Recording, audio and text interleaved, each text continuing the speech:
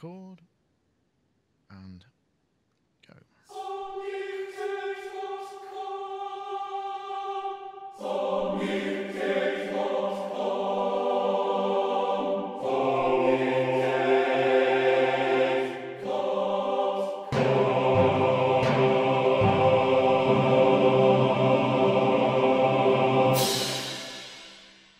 Hello everybody, welcome to another Sonic Talk number 295 here on Wednesday, it's the 12th of December, approaching Christmas rapidly. It's got to that point in the month when I realise, oh my God, I haven't bought any Christmas presents or done anything yet, and it's only down to the pre-organisation of my other half that is going to save me from all sorts of social embarrassment and curmudgeonly Grinch-like behaviour as we approach the holiday period. But I am looking forward to it. We get quite a long break this time, so there will be a lack of shows during that week, unless I could find someone to interview and slip it in there somewhere. But it does mean we'll get a couple in before NAMM, because NAMM's a bit later this year. It's starting on the 24th of January. So it gives a little bit more time to prepare, and hopefully will not ruin my Christmas like it has done for the last 10 years as things get more and more complicated and more important that we don't cock them up. So I'll have a bit more time to prepare afterwards. That's the thing. Anyway, I want to say hello to my guests. Say hello first to the people in the chat room, sonicstate.com/live, where you can find a live stream, this one in fact. Make sure I am actually recording it this week. And also chat room as well. I'm actually dressed here in an enormously thick amount of layers because it's quite cold here in Bath. And I think it might be cold where my first guest is as well. My first guest being Mr. Dave Spiers, G4 Software. As I was saying, looks a bit like one of the characters from Das Boot. So in a sort of a very obscure electronic music connection, because wasn't one of the Kraftwerk members the person who did the music for Das Boot? Is that right? Oh, was he? Yeah, I think so. I forget. Alarm! I didn't know that. Is someone coming in? Cool. There's someone entering the room. Excellent. So anyway, that's Darren. Ah, okay, cool. So Dave, you're not in your usual place. You have a light behind you and what looks like a large mixing desk, and a flap above your head. Oh, I know. Yeah. Mr. Darren, hello. How are you? I can't put your lower third up. It's gone. It's past. Hello, chaps. There's Mr. Darren Price, who we spoke to about the Olympics thing, the Underworld involvement of Olympics. How are you, Darren? Are you well? He can't hear you. Very well, thank you. Oh, I can hear you very faintly out of Dave's headphones. I'm very small and petite here. I'm in the corner, kind of very small. And anyway, nice to see you. Are you busy? Always busy. Well, I hope your Christmas preparations are going as well as they can. You got some gigs up? You do any gigs at Christmas? We haven't got any Underworld gigs. There was a hint of an Underworld gig in Bali on New Year's Eve, but Red Bull pulled out of the sponsorship because they spent too much money on the space jump. Yeah. But our next Underworld gig is in Mexico. Nice. So you get the weather. A couple of DJ gigs. Oh, cool. Sorry? You get the weather then? I know. Weather and burritos. What more can you ask? Tequila. But no, I've got a couple of just DJ gigs over the Christmas period, but Underworld starts in March. Ah, okay. Oh, well, plenty to do. That's coming up quite soon, really, in terms of tour time, isn't it, I guess? Yes. So you are busy indeed. Well, nice to talk to you. Thank you for popping in and letting us use your facility to broadcast. That's okay. Hope the farmyard internet connection works okay. I did top it up with diesel this morning, so maybe you might not get disconnected. Thank you. Right, chap. Excellent. Cheers. Oh, and an unexpected groovy treat there from Mr. Darren Price. In fact, you will remember him. We did a brilliant sort of post-Olympic gig. I think we had the first technical rundown of what was going on at the Olympics. So there we go. So that's where Dave is at the moment, wearing his polo neck. So I'm guessing the diesel is all going on the internet connection and not the heating. Yeah, not the heating. Yeah. So Dave, how's your week been? Have you got any thrilling news for us? Anything you care to share before we crack on and introduce Mark? I think I might have come out of the other side of my Kafkaesque BT internet broadband hell. I think I have. Only which is to- ironic, really. That only I've to decided find- to come up here today. And... Only to find yourself in another one. Yes. Anyway, Dave, thanks for joining us. I will now head over to Mark Tinley. Mr. Mark Tinley, likebeing.com. How are you, Hello. Mark? Mark, Where's my lower third then? your Hello, lower third's I can't just see there. your feed, can I? So Oh, I'm sorry I about can that. only see me. Hello. That's disconcerting actually, because I can't. I'm. Yes, whatever. I can't fix it. You'll have to. You're stuck with it, I'm afraid. It's like a kind of Christmas treat.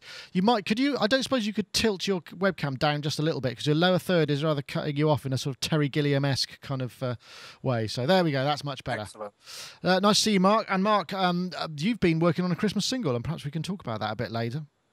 I did. I made one last Friday, and it should be in the iTunes Music Store today. Actually. Wow, how thrilling! Things these days. But although I haven't seen it show up, though it's supposed to have done.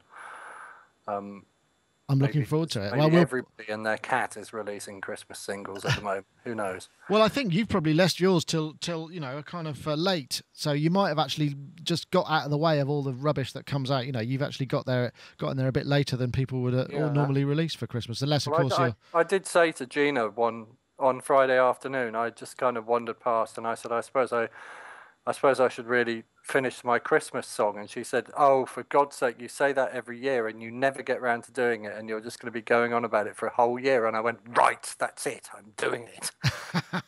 And I went down into the basement for about, a couple of hours, and then we had to go to the school for a play. So that was your cut-off point. Another couple of hours, then I had to make the tea. And then another couple of hours, and then it was kind of done at that point. So... and then I just went. Yeah, I could spend another. Excellent. Well, look, I think we should leave it there, because we want to leave it as a tease rather than a kind of full disclosure at this point. Oh well, that's all top. So we will. Right. So let's start with a first topic. I think we might have Gaz a little bit later on, but in the meantime, we'll start with a video.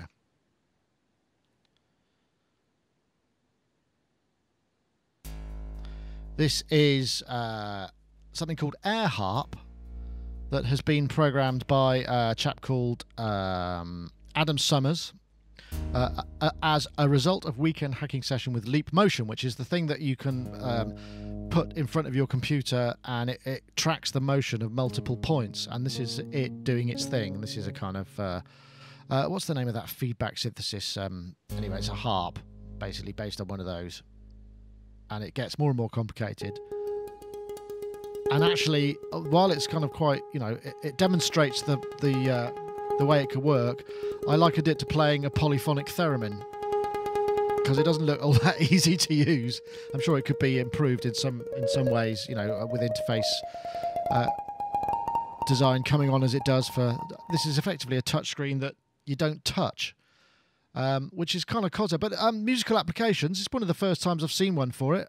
I'm supposing. Do you think it can work, or is it going to be is it too abstract? Or do you need, because there's nothing to resist against apart from fresh air, so it's quite hard to be precise, isn't it, Dave? What do you think? I think this is quite interesting. Does Jordan Rudess endorse it? I think it's pre-endorsement. It's not there yet, but he might. Okay. He might. I'm sure it's something he'd like to try. No. I thought it was quite interesting. I like the idea of this. I do like the idea of this, and actually, I like that. And the sounds had that kind of interesting. I forget what the name of the synthesis is. I forget what the name of that synthesis is called, but we did some lots of synthesizers use very short feedback loops, isn't it? Very short delays, tuned delays with envelopes, so you can get that kind of ping and pluck. And there's an engine on it. Car Plus Strong. Thank you, chat room. That is genius. That's Ed in the chat room. Yes. Gives us the giant turbo brain, jumps in with the answer there. Do you think? But I was thinking about this and looking at it, and I was just thinking, well, how can it possibly work? Because really, there's nothing to resist against. That's what makes the theremin so difficult, because it's almost like it's like doing that sort of martial art where you don't have any. It's all about movement and there's nothing to hold or resist against. So you have to be so precise to get it right. At least with the interface that is. I mean, could it possibly be? It could be developed perhaps so that there was a bit more room for manoeuvre, perhaps. But they were predetermined steps, weren't they? You know, each of the Yeah, they were on lines that one. Yeah, was a fixed note. I think that's what I find very difficult on the theremin is that there's not even a visual it's representation. like playing a fretless bass. Of the pitch. Yeah, but worse because again, you've got there's nothing physical to kind of react against. At least with the fretless, you get a vague approximation. But this idea of kind of playing air, whereas it looked a bit like Pong years ago, didn't it? Yes. It did a bit. I don't know. I think it would be quite fun to try. Yeah, I think so. I mean, Mark, I remember you actually were saying when we looked at the Leap Motion, you got quite excited about it. I think, if I remember correctly, I may be misrepresenting you. Perhaps I'm not. But do you think there's going to be? I am quite excited. I am quite excited about it. I mean, I actually think Apple would be. I think didn't I send an email about this last week? Because we had the topic last week about Apple and what they could possibly do to sort of go the next step in computer. Oh, we were talking about logic, weren't we? Yeah, that's right. So what Apple could do with the next step in computing would be to take a device like this and literally build it into a computer or a laptop. So to go and license this technology, but to make it work. Because before we had the iPhone, a long time before we had the iPhone, I was using touchpad technology on a Korg Trinity and a couple of other bits and pieces, like a Windows machine we had somewhere with a touch screen on it. So the touchpad on the iPhone wasn't new, but it's what Apple did with it that made it useful to people. So if Apple wanted to take a leap in kind of usability with computers and for everybody to do that wow thing again, I mean, if they took something like this and then made it actually work. So where I'm going with that as well is having watched the video, just watching, I mean, unless the sync's out on the video, but watching the person interacting with that, it does look like there's a certain amount of latency between what they're doing with their fingers and what's happening with the sound. And I just think that that's going to be more of a problem than whether or not, because I've got D-beam on the V-synth, and you do get used to where the space is, and you use your own muscle tension. So you've got two sets of muscles in your arms, haven't you? You've got one that pulls it down, one that pulls it up. So you kind of balance that tension out, and then it's a little bit like doing a martial art where you're playing around in the D-beam. Yeah. So I don't think that's the problem. I think latency is going to be the problem. I think if the thing responds any slower than a couple of milliseconds, I mean, really a couple of milliseconds, because you've probably got a couple of milliseconds in your sound card, and then the monitor's visual feedback probably got a few milliseconds in it. So it needs to be absolutely tight as hell, absolute instant response to anything that you do. Otherwise, it's just going to be, it's just going to be a toy, isn't it? And it's not going to be masterable by anyone. Yeah, I guess that's true, but it was just interesting to see that it was it seemed it was quite a popular news item, and I thought people must be. I mean, I want one. I said to Gina, I want one for Christmas, and then I looked at when it was being released and went, okay, I'll have one for my 50th birthday, fine, whatever.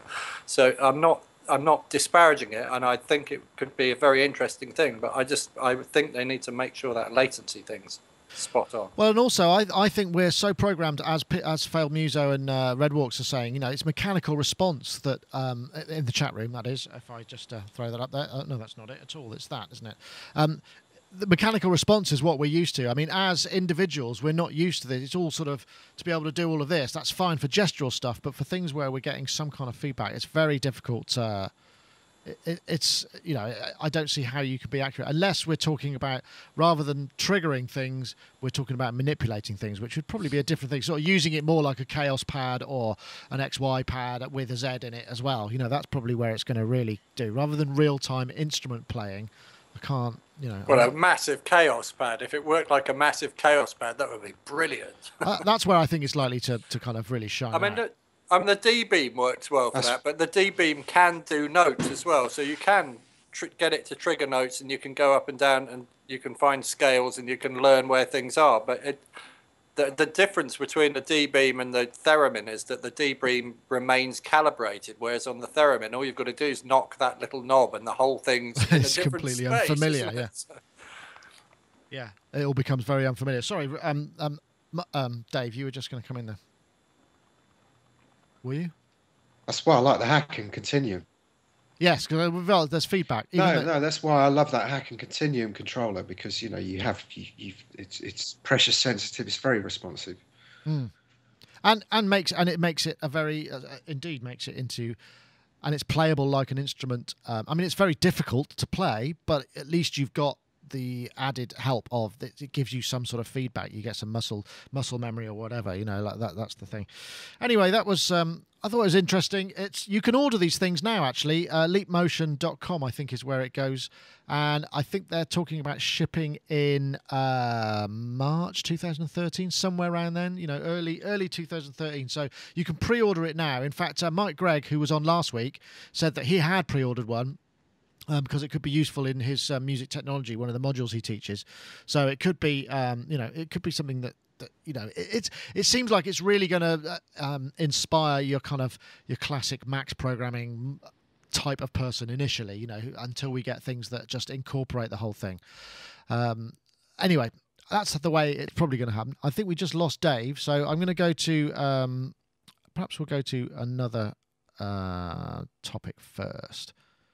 Have we done one of these before? I don't know where Dave is, but his bandwidth is perhaps not as... Maybe, actually, Mark, maybe what we should do is do a little bit about your Christmas single for a bit, because okay, yeah, sure. I think while there's nobody else here, it seems to make good use of your time. So, well, I can talk about it a lot. I'm sure you can. Right, so what we're going to do is I'm going to go to here, and I'm going to play the single. I have a play button. And stand by for some Christmas action. This is Mark's Christmas single, which is incredibly catchy, I have to say, Mark.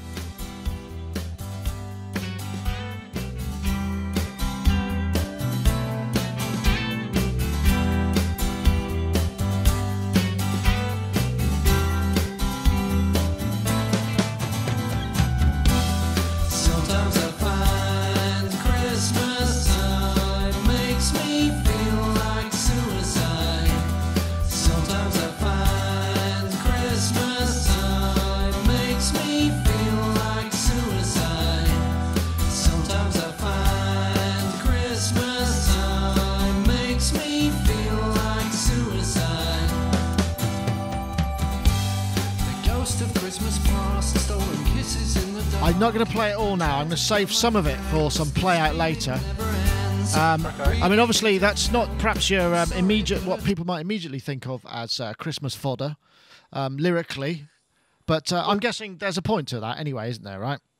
Well, the point to it is that most of the time we spend, as human beings, we spend all our time trying to avoid having negative emotions and sort of brushing them under the carpet. And the problem with that is that they never get talked about or dealt with. And then, of course, the problem with that is that comes out in kind of, well, not very nice ways. Yeah, I mean, Christmas time is traditionally can be, it can be actually quite a bleak time. It's one of the times when you can feel your bluest, I suppose, as well, isn't it? I think because the expectation of people is that how dare you be unhappy? So if you're going to be unhappy in my space, bugger off.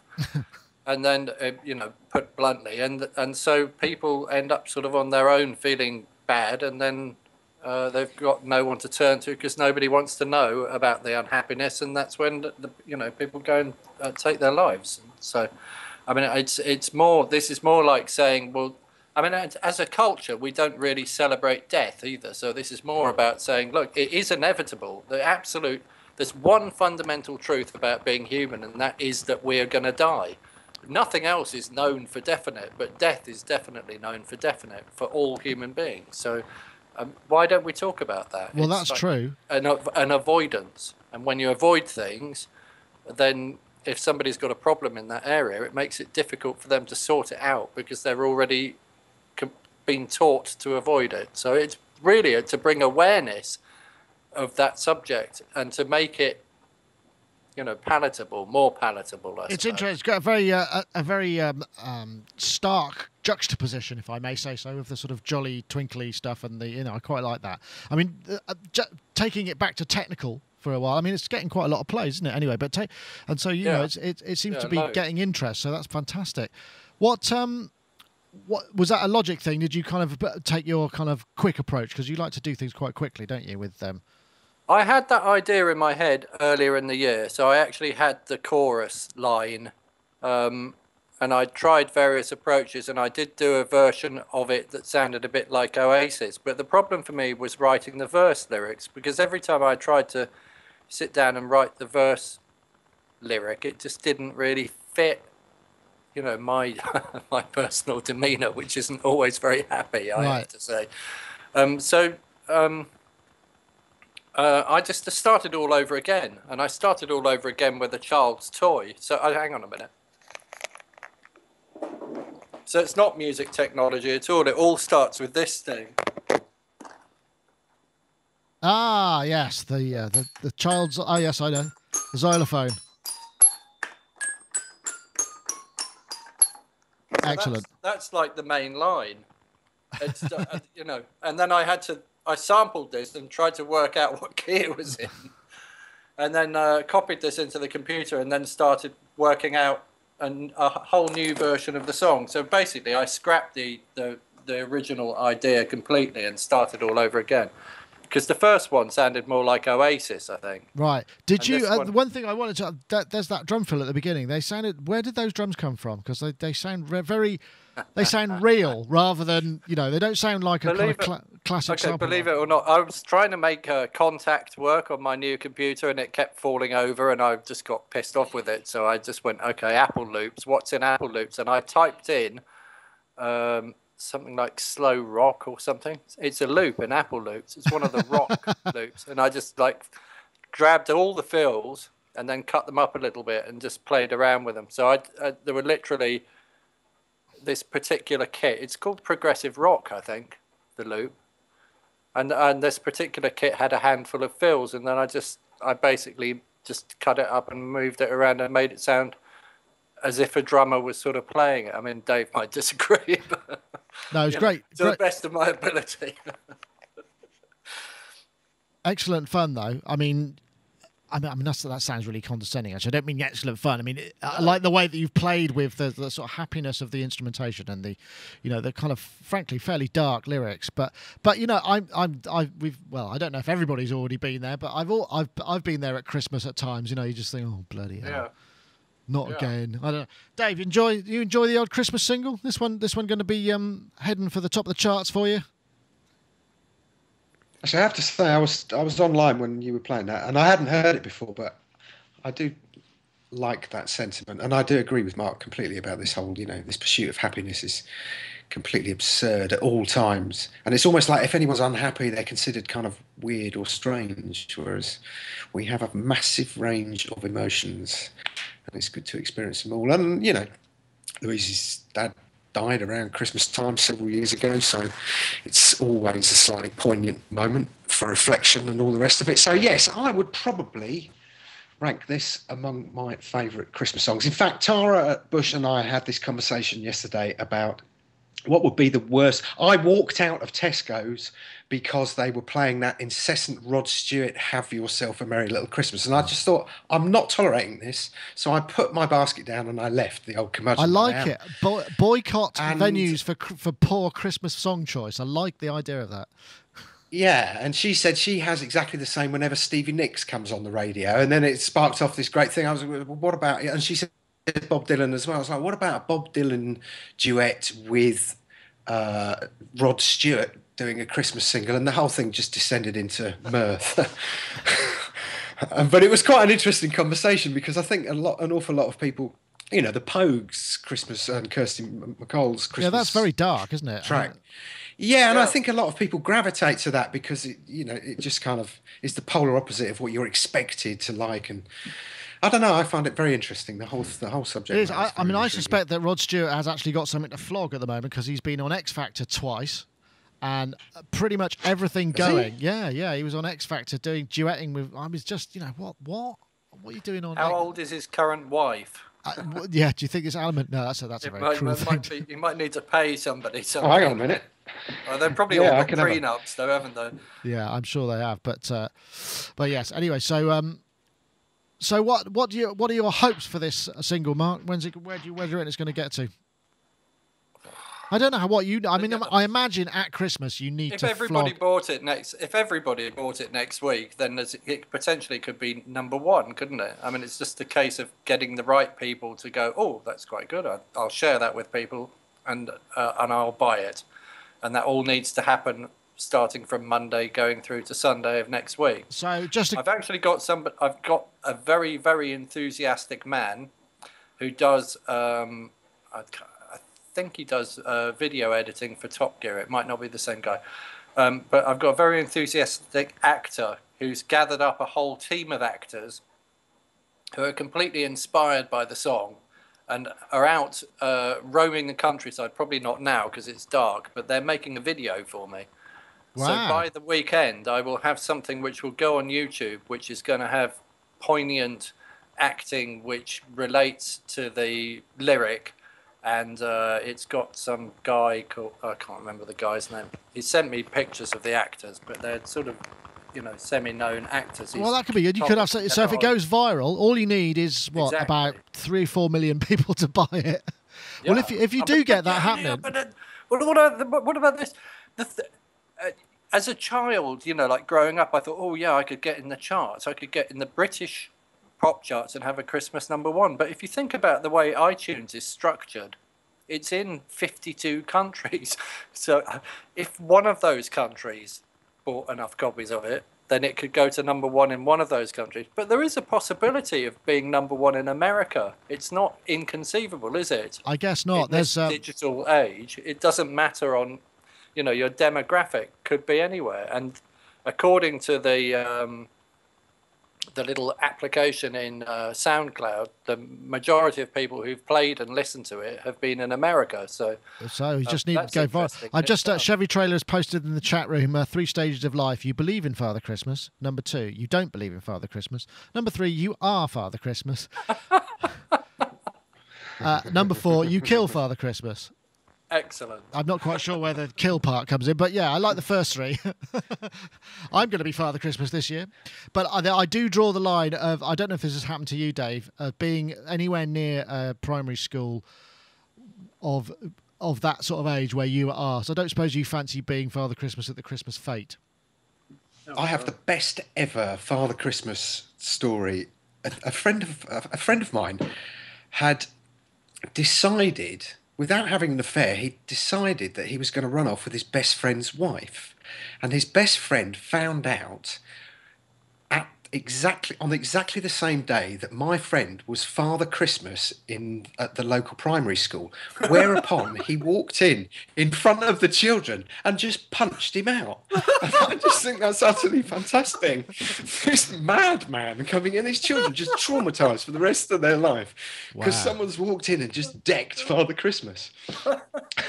Please try this at home, kids. Oh wow! I used to go to New York when I was working in CD-ROM stuff. We were signed to Voyager, and we used to go there around about Christmas time. And I met a bloke who was a Pulitzer-winning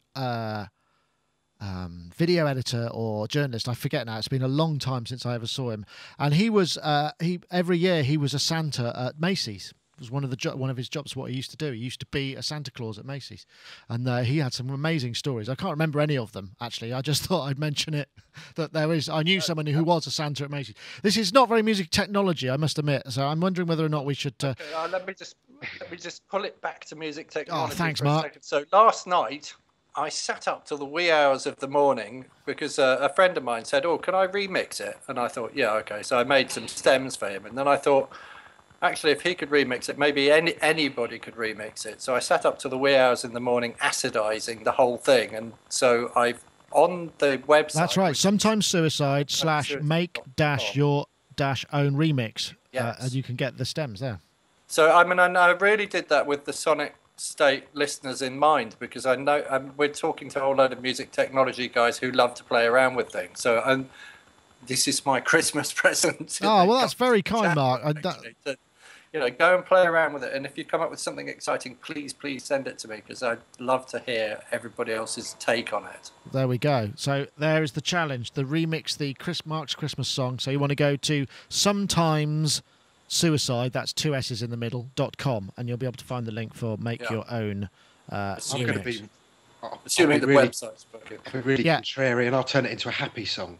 Yes. Well, no, you can't. What, you rewrite it? It's quite jolly musically at the moment. Replace the words with. Right. I'm interested to hear anybody. Let's all be merry and bright. Okay. All right. I'm going to. I should probably say thanks to our sponsors at this point. I'm going to press the button and see if the ad will come up, and then we can come back with some more music technology topics. So it's frozen on a picture of me, but I'm sure here we are. Here's my sponsors. This is obviously Yamaha. We want to say thank you for their sponsorship of the show. And this is their world of applications. They have over 20 musical applications in the iOS store. You could just go and check them out on the iTunes application.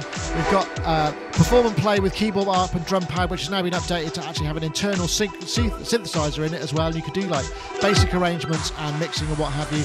You can access your faders and XY pad, which will give you just output MIDI control to a device of your choice, and they've also got edit and control of their various synthesizers, so you can edit and control various parameters of your Motif XF, MOX, S90X, S70XS, Motif XS and Rack XS. You can also edit the multi-edit, so you can mix and EQ, set the effects, and again you've got XY pad and control of the various parameters of all the setups. Performance edit, lots and lots of them, for just gives you a larger screen real estate to actually get in and start tweaking real time with your Yamaha synthesizer. We've also got the setlist organizer, which we reviewed in Sonic Touch, which is a great app. Send out MIDI program changes to your various gear with all sorts of notes and photographs and what have you to help you remember how to play the songs. Cloud audio recorder and a lot more. I mean, I think there have actually been more since this fantastic graphic was made. So go to the iTunes App Store and check out the Yamaha world of apps. And once again, we thank them for their sponsorship of the show. Right. Now, the next one is... Have I got a video for this? Maybe we should do... Do you want to do the terrible studio happenings or the Abbey Road Redd? Anybody got any thoughts on that? Terrible studio happenings. I right. like terrible stories. Okay, right. Well, this came out because I subscribe to the rather fabulous... this is Reddit. It's one of the Reddit things, which is... it seems to have not actually shown. Let me press that button again and see if it comes back. Hello? Hello? Talking, 1, 2, 3. Let me see if I can get that back. There it is. This is Reddit. This is called We Are the Music Makers. It's a Reddit thing, and there's some really good stuff in there, actually. I'm often finding topics for Sonic Talk in here, so thanks to the people if they post. And this is a post by somebody called Christoverse. He said, I was just putting the finishing touches to a mix for a record for a band, and as I'm listening through, the Pro Tools made an awful noise and froze up. Now, neither of my Motu 896 HDs are recognised by the computer, so either they're both broken or both the FireWire cables I own simultaneously died, or both the FireWire card and the built-in FireWire board on the motherboard died at the same time. I dug out an M-Box 2 that came with Pro Tools, kicking off an almighty electrical buzz in the speakers, and it won't play any noise back. By installing the drivers for this, my iLock now doesn't work, and thus Pro Tools won't load. The band are, of course, due in half an hour to hear the mixes. Cheer me up by telling me about your worst day in the studio. There is actually, so I'll come back to the edit of that, because it looks like there's a postscript. So, Dave, you were keen on this.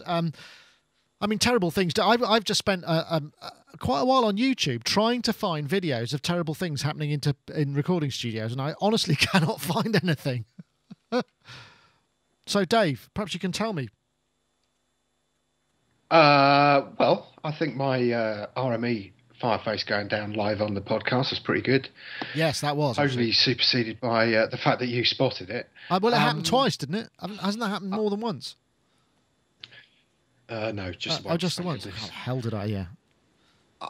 I think my favourite, and it's not gear going wrong, it's just people going wrong, was we had these two guys. I had a studio in the kind of late 80s, early 90s, and these two guys came in who wanted us to build a track for them and whatnot, based around these kind of lyrics, which was essentially all about shagging. And they were two sort of burly bodybuilder blokes that wore dungarees and no shirts underneath. So I was already a little bit suspicious. And it was quite entertaining because the song had sort of evolved. We'd done the music and they seemed to be happy. And then when it came to the lyrics, they just started arguing constantly. And this one guy had this idea for a particular refrain. And it wasn't really working at all. And my partner, the guy who was kind of running the desk, said, "Oh, you know, perhaps things have moved on a little bit, and maybe we'll kind of reassess it and whatnot." And he got about as far as kind of reassess it, where the other one looked at the other one and just punched him full bore in the face, and there was this massive brawl in the studio. Whereupon one of them got up off of the floor, I forget which one it was, and went outside and just started kicking the crap out of every single door panel in this guy's car. Wow. And unbelievably, I found it all very, very, very funny. There was definitely some kind of homoerotic issues going on underneath all of this bravado. And by the time he'd finished, the car was utterly, utterly trashed. Wow. And yet they were best of mates. Well, you know, some people have very tempestuous affairs of the heart and of the friendship. There's another one in this Reddit thing. This because people have been posting stuff. Incidentally, the it's all good news. It was a firewall port that had broken in the original post. But this one here, I'll press you this. This is by somebody called Boras. Was working in a private studio in Leeds in the UK in the 90s. Quite happily, halfway through a session when the door buzzer went and we had the studio to ourselves. The owner wasn't there. It was around 9:30 p.m. So he opened the door. And to see who it was, and it was a couple of sort of yardy type, sort of Jamaican gangster kind of dudes stormed in the studio. Said they were as we weren't the studio owners, we had nothing to worry about. But get the F out of our way, and started smashing up the Harrison desk with sledgehammers. And apparently this was because they'd done a session there, done a track there, hadn't paid their bill, and the guy wouldn't give them the masters, which is fair enough. And this is what they were kind of saying, if you don't give us the masters, this is what happens, even though we're not paying. Ouch, that's pretty hard. I don't think I can top anything like that. Mark, how are you doing on terrible studio happenings anecdotes? Oh, God. I mean, I just think that anything that involved alcohol or drugs is probably got to be a good place to start. So it's usually people really breaking down in like really weird ways, or things just going off on really strange tangents. Although, I mean, that might. I can't. Yeah, you have to be careful. You can protect the litigious if you like. While you think, a lot of my studio exploits, of course, were in a private house in Warren Cucurulo's house, working with Darren with a huge mixing desk in his front room, where he knocked two rooms into one, and that was sort of the studio. I mean, I think the worst thing that I've ever done to anybody else is like, when thinking about this, where the topic started with the digital noise coming out of the speakers and the guy not being able to get his rig up and running. I've had it where I've been running a Logic rig, I think it was, and something went horribly wrong with the digital audio interface, and the whole thing froze, and everyone had headphones on. Oh. And Simon Le Bon likes to listen to his headphones unbelievably loud, because he puts himself in his mix like if it would be the equivalent of like 140 decibels.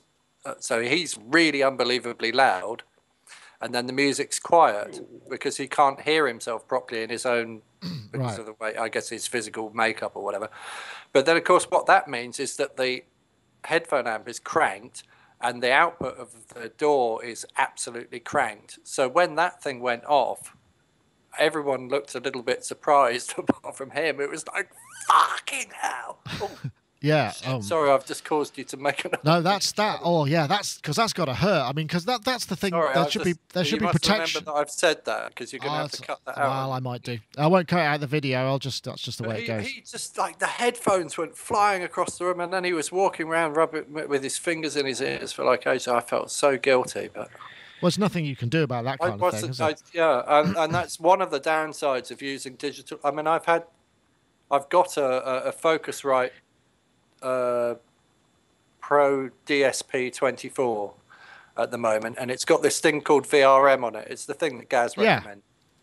So, but I've discovered that under Mountain Lion, there's a hell of a bug in VRM, which is like whenever you try to change any of the speaker settings or anything, it results in like full amplitude white noise, digital noise. Because I did the same thing to myself the other day, but not as loud as Simon would have had the headphones. And it is a downside of running a digital audio workstation. Yeah, I wonder if there's a way of having. Yeah, maybe it can go wrong. Yeah, nastily. Need protection in there some way. Maybe there's a way to get headphone amps that have got like a kind of a way of detecting, 0 dB for any period of time, and then just go boom and pull it down, and you can just protect yourself. I don't know.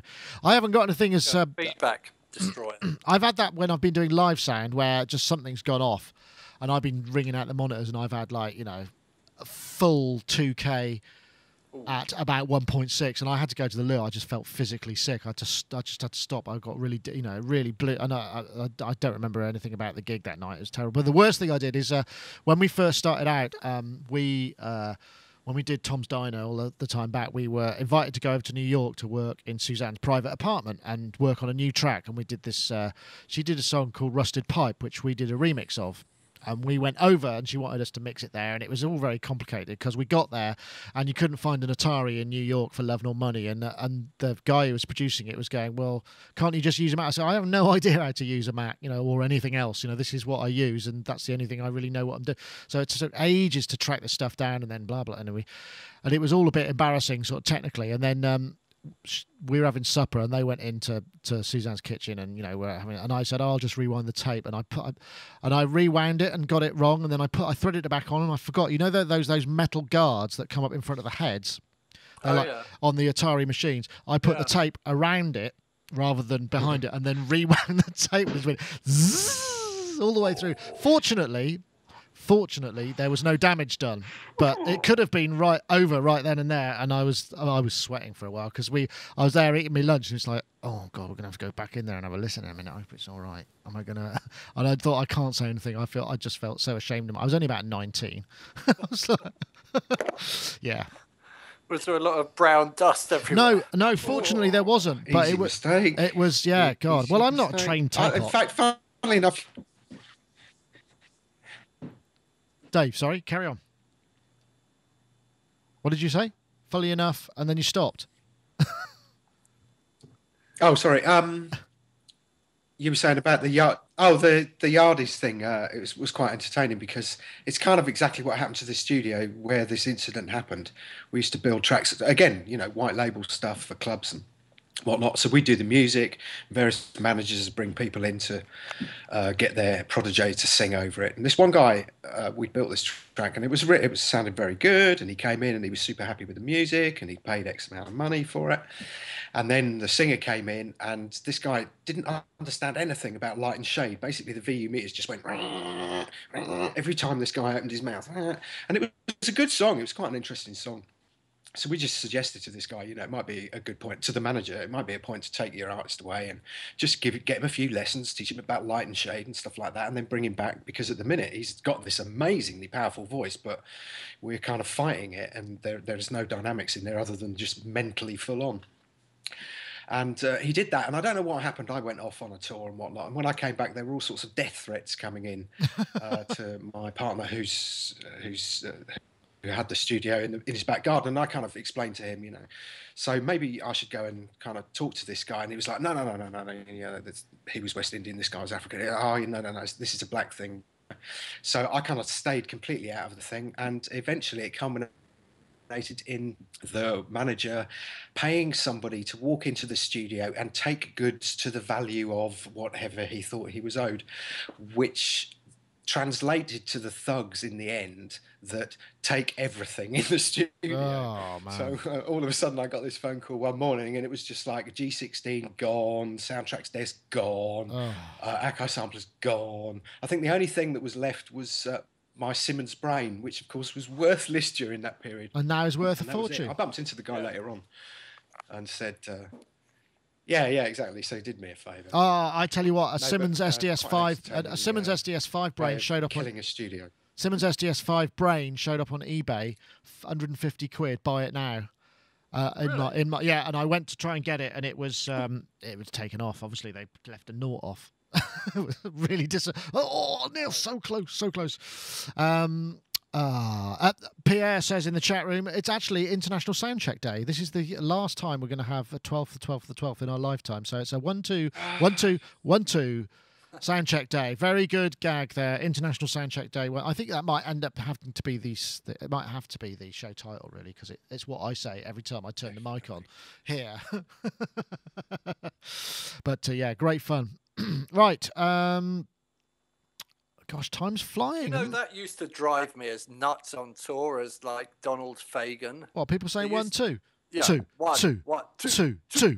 I don't know. Well, everybody has their own thing. I think it's different in America, perhaps. I don't know what it is they say in America. No, they say 1, 2, I think. And maybe we're an English guy doing the monitors. But well, my daughter watches iCarly. And they always say Mary had a little lamb as well. Why do they say that? I have no idea. There's no consonants in it. There's not enough consonants. No. It's rubbish. A stupid thing to say. So that means all their monitors had too much top end on them. Yeah, probably. God, ghastly. There was something else I was going to mention. Where am I? It's gone. It's completely gone. That's it. My memory's shot. Oh, that's it. The Bott clone. That's what I wanted to play, because this was awesome, and I think we should do this one because it's absolutely fab. I think here we go. This, first impressions. This is a TB303. I mean, it bloody looks like one completely. I mean, it sounds to all intents and purposes like one. I mean, I have never owned one, but.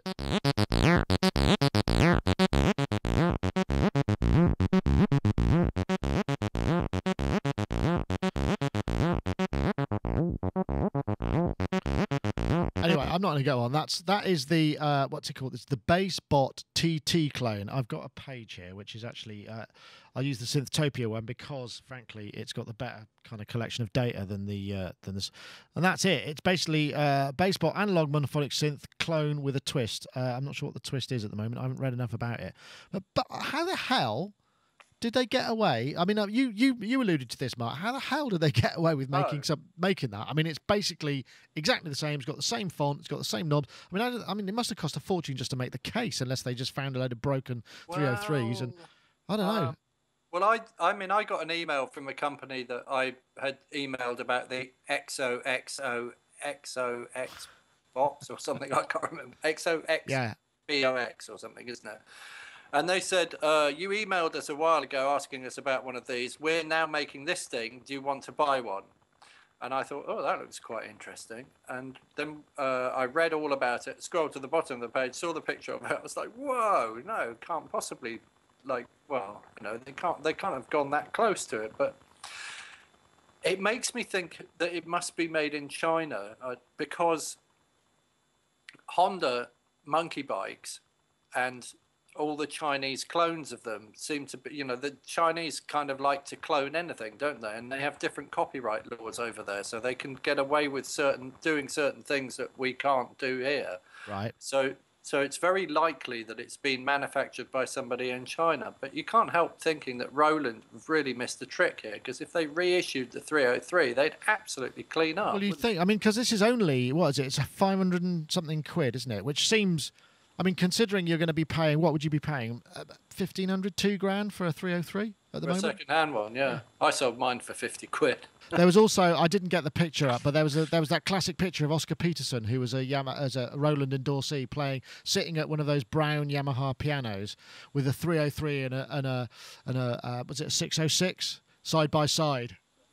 Yeah. Yeah. That was brilliant. Dave, did I read in an email that you'd actually bought one of these? Yeah. Yeah. I'm guessing it obviously hasn't arrived because the stock's not due in it's due in tomorrow, in fact. Friday, I think. Yeah. No, I just Are you getting one on Friday?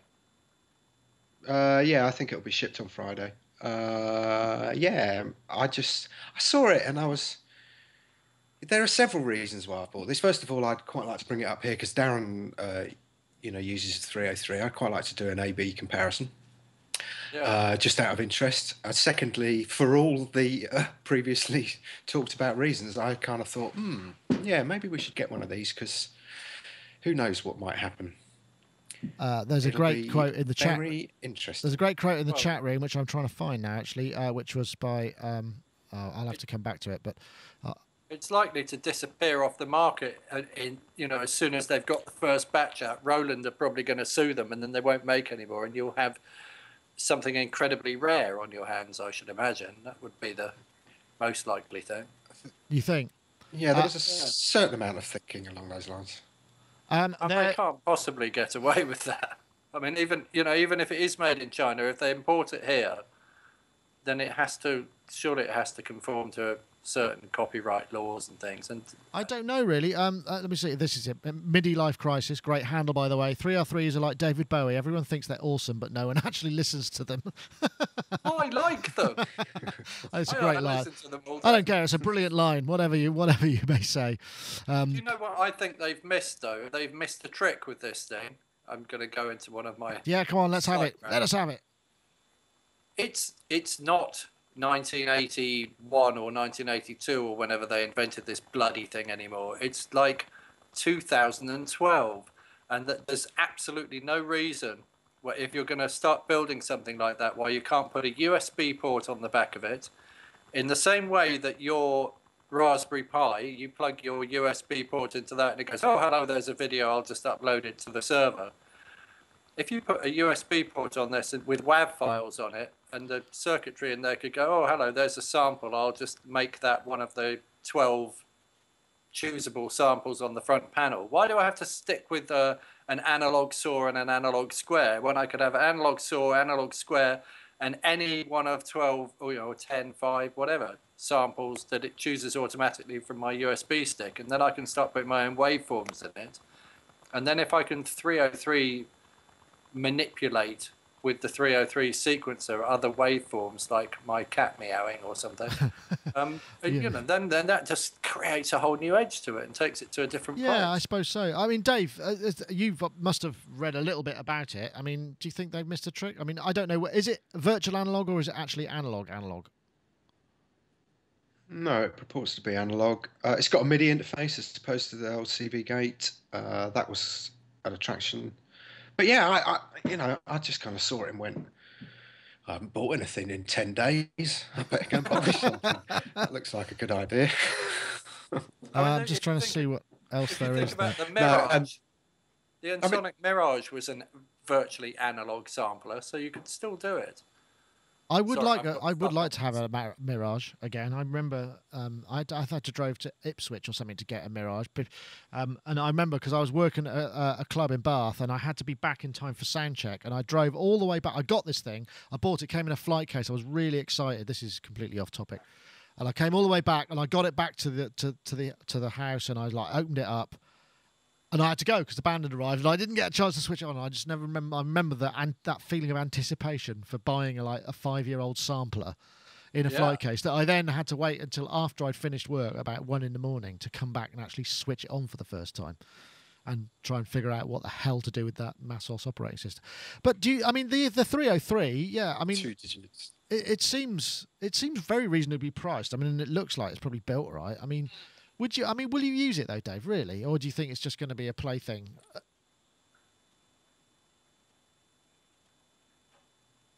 Hello? I have no idea until I get it in front of me and try it and assess it from that. I have no idea really until I get it in front of me.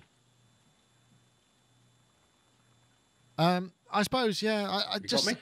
Yeah, I have. I can't imagine that I can't imagine that that's all kind of, working Somebody in step format. I don't know. Yeah, sorry. Somebody in the chat room said the 303 filter really doesn't sound great on anything other than a saw or a square. And the reason why I think that it does, and I might be wrong, is because I had this rack mount 303 thing that had an audio input to the filter, and I could put samples through it. And going to your Mirage thinking, the Mirage had like Curtis filter chips in it, didn't it? And it had like resonance and frequency, an analog filter chip. Yeah. And when you take that 8-bit crunchy sample and you stick that through an analog filter, that does sound really good, because if you've got like that edgy crunchiness, it kind of almost works in the same way that an analog oscillator works, in that it's not pure, it's like a bit noisy and crunchy around the edges, and then it starts to sound, I don't know, just and also you had to have the filter on the Mirage because there was so much aliasing noise. But there's something about getting that alias noising in underneath the filter that creates something of a sound that you can't get from anything else. Although in a weird way, actually, the Mellotron has that same thing. With the when you've got the tape going and you've got a pure string recorded on a tape and you've got a certain amount of hiss flying past in that thing, there's something about that does the same kind of thing. And the Emax, yes, definitely. Well, it's an interesting thought. Well, I'm really interested to see what it's like, or hear from you what it's like. I mean, I personally have no interest in owning a 303. Unless, of course, I found one at a car boot sale for a couple of quid and then could sell it for $2,000. I mean, that would obviously be very... But, you know, it's never been... I remember there were some guys in London that I used to go and visit, and they had the 303, and they used to do just sort of like that cheap... It was cheap acid, you know, kind of music with those two, and that would be it. You know, it was pretty much all they used to do. But I don't know, it feels a bit late, but I don't... Do you think it's expensive, Dave? Doesn't seem it to me, but... Do you think it's a lot? I suppose it can compare. No. I mean, that's certainly one of the reasons why I kind of thought, hey, hang on a minute, let's just give it a try. You know, I mean, we've had it forever to a certain degree. You know, it's never going to be as good as the real thing, and it's never going to be this. Well, it could be different. It could actually sit in a mix quite well. It could work, you know, within a particular style of music. If you're, you know, I'm always being asked to, can you contribute to this in this style or whatnot? Well, if I get that kind of call, it might be fun, stick a delay on, you know, I mean, there's all sorts of things. I could have a little bit of fun with this, and I thought for that price it was worthy of trying to have a bit of fun. Yeah, I think that's a fair point. Almost as much as the sledge that we've got over there. You see that streak of yellow at the back there? That's the Studio Logic sledge that I just published the review of. That's only about nearly 200 quid more expensive. And it's about, how many times? It's about 10 times the size. And 8 times the polyphony. But it doesn't sound like a 303 in any way, shape or form. Nor could it, I would think. But, with a bit of, I mean, the thing about the 303 is that kind of happy accidents thing. The fact that you can switch the thing on and it can make weird kind of things, and then you can, when you sync it up, if it doesn't sync up right, it does some weird kind of things, and you get something burbling along in as a bass line in a tune that you just wouldn't think of as a human. So why am I saying that? Oh yeah, that's right, because I've got lots of 303 plugins, and I can emulate a 303 really accurately in a computer. But the thing that I can't emulate, and even with like Rebirth, which is supposed to emulate that random thing, or Fruity Loops, is that whole random slides and accents is what makes the 303 really special. Right, random in the sense that they happen in the wrong place. Generating those patterns. Yeah, if it just self-generates patterns and you start playing them, and nobody's managed to emulate that in any meaningful way, or not in the same way. I mean, take the batteries out of a 303 and throw it in a wardrobe for a week, and then take it back out again, put the batteries back in it, and it is a musician. It has its own musical contribution. I would, and somebody said in the chat room, the XO Xbox has it, but I would have to hear it to believe whether it was gonna, and maybe I've got some romantic notion that the 303 was better than it was, but. Well, there's an I mean, it wouldn't be that hard to do step offset on any of that sequence stuff. You just go, okay, start at 3, just so you could go, no, offset it by. Oh, sure. I mean, that would be easy to do, but hey. Okay then. Well, maybe we'll go to the Abbey Road Redd plugs next, because I've got a little video that I quite like to play, just because it was something we shot. My name's Liam Watson, and we're at Toe Rag Studios in London, Hackney. London. Essex. This is something that Simon Power shot for us. Went up to see. We've got the main desk, which is an Abbey Road EMI Redd series console. REDD standing for Record Engineering Development Department. These desks were made for Abbey Road from sometime in the late 50s and exclusively used up until about 69, I think, when they gradually phased them out for the later TG series desks. We're very lucky to have one of these desks because they are incredibly rare. I think there's only about 4 or 5 accounted for. There's one here, there's one in Abbey Road, and there's one in Lenny Kravitz's studio, and there's one in Mark Knopfler's studio. They're the... I'm not going to go on, but that's, I mean, that's rare, isn't it? That's about as rare as a rare thing can be, apart from being extinct. But you can now buy it, you'll be pleased to know, in plug-in form from Waves. Abbey Road, in conjunction with Abbey Road, they've produced the Redd, and it's got all the kind of channel distortion emulation and the EQs and stuff. In fact, look, there is a picture of Lenny Kravitz there with his Redd. It looks nice, and it's actually, for Wave stuff, it seems quite reasonably priced. Actually, it's about, you can get it for $199 at the moment, reduced from $349. It's in native. I'm just sort of curious about this because I'd imagine something like that. I mean, the Toe Rag Studios, just as a bit of background, that's where the White Stripes Elephant was recorded, and I think it's kind of the building. You know, it's one of the fundamental sort of starting points of that sort of Jack White sound. I don't know what he uses these days, but I mean, anything he does, I'm all over. I just think he's got such a strong ear for vintage nonsense, or just any kind of sound that is kind of interesting. Do you think that?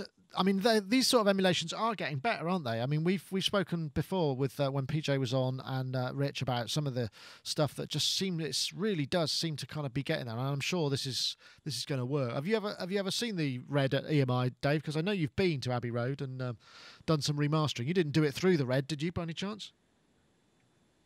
No. I can't even remember what we used. It was an EMI desk of sorts. No, I have no experience with it. I mean, they could. I'm sure it's great, before I get a little bit cantankerous, but I mean, they could tell me it was the only mixing desk on the moon, and I've got no way of disproving anything. So yeah, I'm sure it's absolutely fantastic. I'm sorry, Nick, I'm going to have to go in a couple of minutes. There's a queue of people wanting what's left of the broadband. Ah, okay, all right. Well, that's fair enough. Well, thanks for joining us, Dave. And I hope that your submarine surfaces again somewhere soon before Christmas, reuniting you with the bosom of your family. Well, it's a bit choppy at the minute. Dive! Yeah.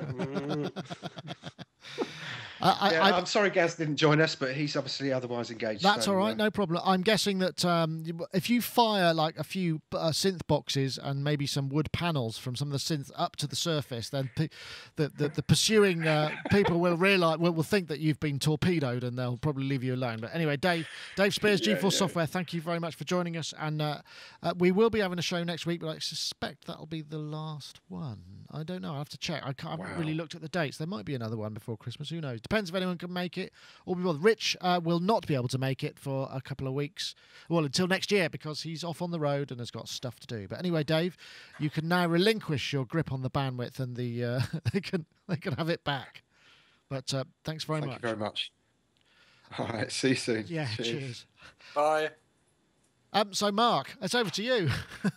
Oh, God. What have I got to talk about? Well, the idea of the Redd stuff. Have you? Do you think there's, I mean, there's this whole concept of these of desks that have this sort of notional magical quality. I mean, is it really the case, or is it just about the distortion in most cases? I mean, I have to say, okay, so I've got more plugins than I know what to do with. And for somebody to bring another set of plugins that are going to do something else and make me sound slightly different to something else, it just doesn't. There's no way of finding out how this would work in my workflow. Or can you download a 10-day trial? Or you probably can, yeah. It's a native. But then that'll probably screw my eye lock up and everything will go horribly wrong, and then I'll spend the rest of my life trying to make it all work again. Oh, come now. I mean, I've got the Waves IR thing, which learns impulse responses, and then I've got this other thing called Q clone, which is actually quite clever, which learns EQs of things. And I had a Yamaha. I'm going off on a slight tangent, but I'll come back. I've got a Yamaha Rex 50, and it's got this distortion sound in it that I really like. So I tried modeling the distortion sound using Q clone and a couple of other bits and pieces, and I modeled the reverb on the patch that I use, and I actually managed to make it sound very much like the Yamaha Rex 50. And I thought, well, this is a piece of gear which I never want to get rid of because it has this particular signature sound that I've used for guitar things in the past. So, you know, I should probably keep that. But when I was able to, and I thought I've tried, you know, tweaking around with EQs and trying to make something that sounded like it. But when I did it with Q-Clone, I got very, very close. So I imagine if they're getting better and better at modeling things, I mean, even if they were to just take Q-Clone and model, and snapshot the EQ. Oh, what, from the Redd? The signal path of the Redd, and then we could make it sound like it was going through a Redd channel. Then you know, having all of these things available to us starts to sound really. It's an interesting. Yeah, because you're very much into that idea of sort of sampling signal paths, aren't you, and sort of sounds rather and it's like that sort of. I've never really got into that, but it sounds like an interesting idea.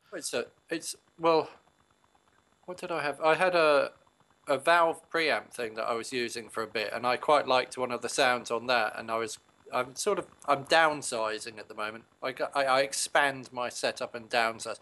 I've bought a Mac Mini, so I'm shrinking down to like 7 by 7 inches square. But so I had this this valve EQ thing that I was using in my signal path that I really liked the sound of, and I thought, I wonder if I can Q-clone that. So I Q-cloned it, and it sounds exactly the same to my ears. And so I'm thinking, well, I've got one instance of Q-clone running in my computer, which now replaces that entire piece of gear. And then I've got another thing, which is an ADA speaker simulator. I Q-cloned that, and that's now been replaced. And they sound exactly the same, and that's just cloning the EQ. So if they've cloned the distortion, or they've emulated the way the distortion works in this desk, and they've done it accurately, and then the thing is, you've got to have several sets of ears on that, because I might think that this sounds the same, and it might sound nothing like it, because I might just have got used to listening for a difference in one area of the sound, when you've got to listen for a difference across the whole broad range of it. And then in the mix it might sound different. So I've gone round and round in circles now, and I'm going to say that. Well, it's and how hard you drive it, those sort of things. I mean, there's going to be a factor, isn't it? So. And you know how the Q works on the EQ, and how the gain's going to interact with the Q, all that stuff. But if you can genuinely get the sound of these things, and it's not just another kind of, if they've genuinely modelled a piece of gear and it's accurate and it works, then I can see it as being useful.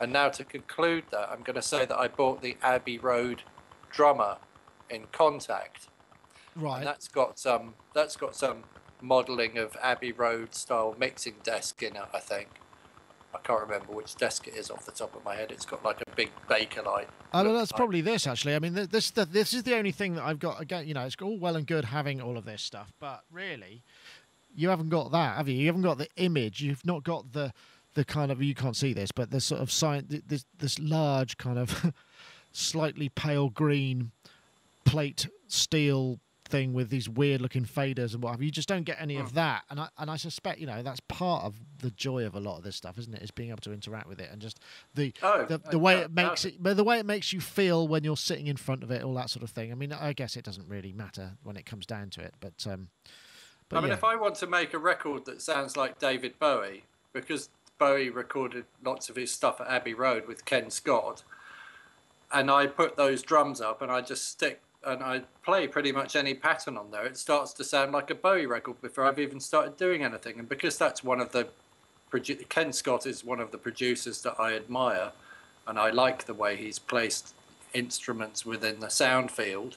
Right, so it just makes my job easier. I'm just like going like, oh, I really want to sound like that record I liked when I was like 10 years old. And I just go like, oh, well, that should be there, and that should be there, and that should be there. And then I think, oh, it's starting to sound like a record now.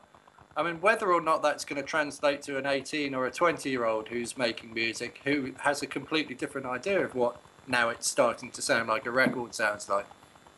But in the same way, and I don't know if I should admit to this, but I will, and that is that whenever I put reverbs on things, I can never get the reverb to sound right until I put a Lexicon 480 or a 244 on it, or an AMS.